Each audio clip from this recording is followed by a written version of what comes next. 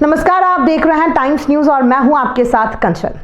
DCP विवेक चौहान द्वारा बताया गया कि एरोड्रम थाना क्षेत्र स्थित कालानी नगर में सचिन चोपड़ा का शव उन्हें के घर के कमरे में मिला था। इसके बाद पोस्टमार्टम कराया गया और 60 PM रिपोर्ट में यह बात सामने आई थी कि उनका गला दबाकर हत्या की गई है, जिसके बाद पुलिस ने तमाम सबूत और साक्ष्य के आधार पर कई CCTV फुटेज खंगाले के बाद में पुलिस ने देवगुर्दिया के रहने वाले रमेश रायकवार को गिरफ्तार किया है। पूछताछ में खुलासा हुआ है कि आरोपी रमेश द्वारा कई लोगों से रुपए उधार लेने के बाद में सोने में निवेश के नाम पर सचिन चोपड़ा को दिए थे, लेकिन सचिन चोपड़ा रमेश के पैसे नहीं लौट रहा था, जिसके कारण जिन लोगों से आरोपी ने पैसे उधार लिए थे वह उसे लगातार परेशान कर रहे थे। इसी बात को लेकर दोनों में मृतक सचिन के घर पर ही विवाद हुआ था और फिर हत्या की वारदात को अंजाम दिया गया था। फिलहाल पुलिस अन्य सबूत को लेकर भी आरोपी से पूछताछ में जुटी हुई है।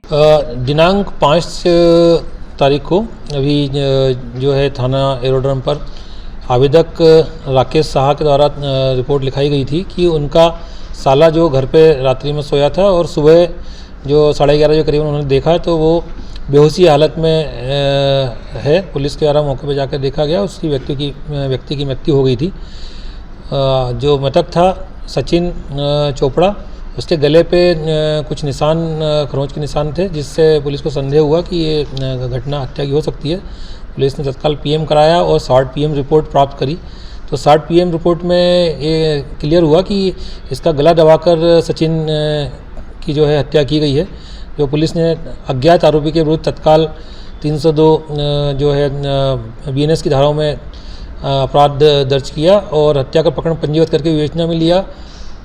और हमने सारे एंगल्स पे देखा कि ये रात्रि में कौन उसके से मिला या घर में कैसे वो रहा, तो पाया कि एक अज्ञात व्यक्ति जो उसके रात में उसके पास मिला था, रात में उसके साथ में रहा था और जो 2 दिन लगातार उसके यहाँ रात्रि में कमरे पर रुका है और 3 और 4 की दरमियानी रात और 4 और 5 की दरमियानी रात रुका और 5 तारीख को रात्रि में इस प्रकार की घटना करके सवेरे वो वहाँ से जाना पाया गया। पुलिस ने आसपास के CCTV फुटेज और अन्य तकनीकी साक्ष्य के आधार पर जब इसकी जांच की तो कई हमारे फ्रंट खुले, कई सस्पेक्ट जैसे लोग रहे जो हमको चौराहे पर ऐसा लगा जिसके मिलते जुलते हुलिये के लोग समझ में आए। तो हमने अलग अलग जो सस्पेक्ट थे उन सभी को एंगल पे फ्रंट और बैक साइड से दोनों एंगल पे किधर से आया किधर गया, इस प्रकार से हम लोगों ने सारा तकनीकी साक्ष्य के आधार पर और अन्य साक्ष्य के आधार पर उसकी जांच की। तो करीबन 200-250 कैमरे देखने के बाद में पुलिस ने जो है आरोपी को सस्पेक्ट किया और सस्पेक्ट व्यक्ति की तलाश करके उसको पकड़ा। पूछताछ करने पर आरोपी जो है रोहित रायकवार, इसने अपना अपराध पूछताछ पर स्वीकार किया और इसने बताया कि ये पिछले 3 साल से मृतक से संपर्क में था और इसका पैसे का व्यापार के रूप में निवेश इसने कर रखा था मृतक से। जो पहले जो है सोने में निवेश के नाम पर ये पैसे देता था, उसके बदले में उससे जो है 10% 20% का निवेश पे फ़ायदा इस प्रकार से इसको देता रहा। बाद में उसको और अधिक संख्या में पैसे इसने निवेश के लिए दिए और इसने लगभग 40-50 लाख रुपए इसको देना मृतक को बताया है। जो करीबन 1 साल से पैसे का इसको न तो रिटर्न किए थे, न इसको जो भी पहले निवेश से फ़ायदा मिलता था वो दे रहा था। तो इसकी लगातार मांग के दौरान इसने जो है दिनांक 3-4 की दरमियानी रात ये उससे मिला।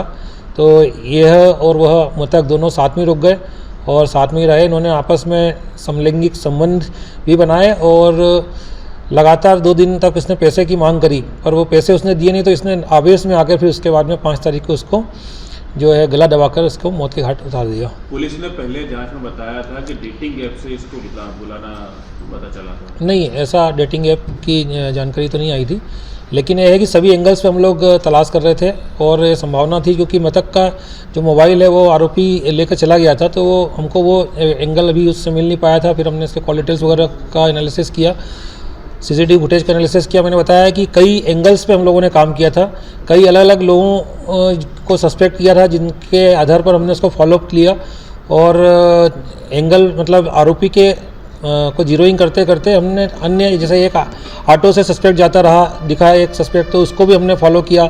एक बाइक पे जाता दिखा, उसको फॉलो किया। एक पैदल जाता दिखा, जो मिलते जुलते हुलिया के थे। ये सचिन तो जो था ये शादीशुदा था या गे था?